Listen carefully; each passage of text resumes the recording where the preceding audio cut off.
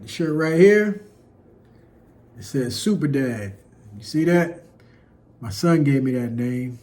Let me tell you a little bit about why. So I wanted to share with you guys some thoughts on me as a father, because there might be some debates on what kind of husband I may be or have been, or what kind of boyfriend I may have been, or what it was like to just go out on a date with me. But one thing I know, there's no, like, the jury's not out on what kind of father I am. I know I'm a good dad. Like, ain't no doubt about that. I know I'm a good dad. I love being a dad, have for 32 long years. What I wanted to share with you guys is this. Like, I make it a point, as my son is with me. He was with me yesterday and today, Tuesdays and Wednesdays right now, temporarily at least, are a couple of days that I do keep him overnight during the week.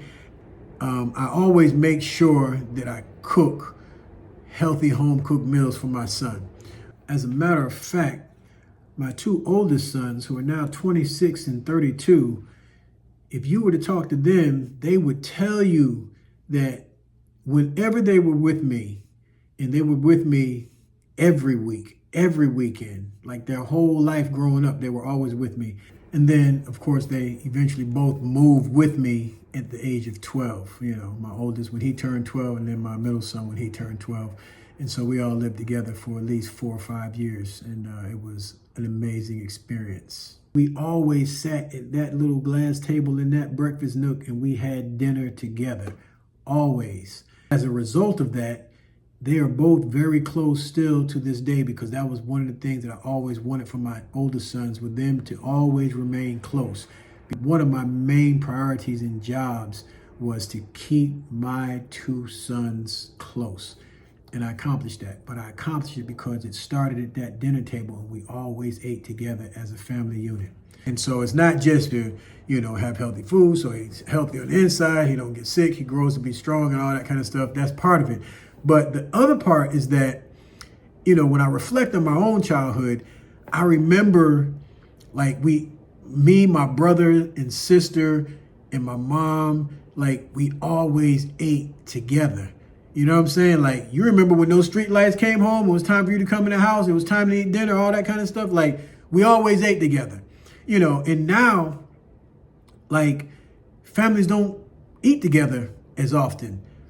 Like, people pick up food on the way because they just got off work, they're too tired to cook, so they pick up something. Sometimes they eat in the car, sometimes they go home, somebody's sitting on the sofa, somebody's standing up, somebody's standing in the bar. Like, people don't sit together. Families don't sit together like that. So much that I remember when I first got out on my own and I was looking for an apartment when I first moved down south, and like all the apartments had like a space where you could put a dining room table or whatever. Now apartments don't even have spaces for dining room tables. Like this apartment right here, that's my kitchen right there, and this is my living room. It ain't no dining room area or whatever. We got a bar, a counter, and I got 2 seats there. And in those 2 seats, me and my son, we sit and we have dinner together.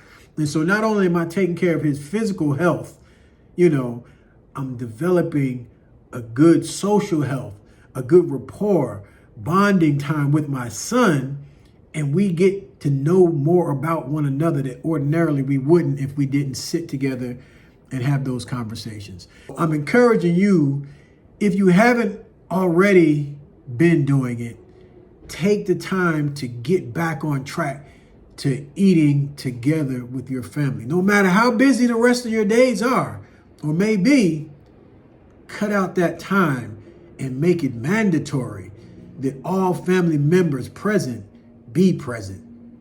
No cell phones, conversation, bonding. Just wanted to share that thought with you guys. Hope you have a wonderful day, an even better rest of your week and great weekend. And no matter what, and I mean no matter what, never give up, never quit. This is Scott Bonds coming to you from the Lion's Den, where we are restoring kings and queens, one conversation at a time. Peace.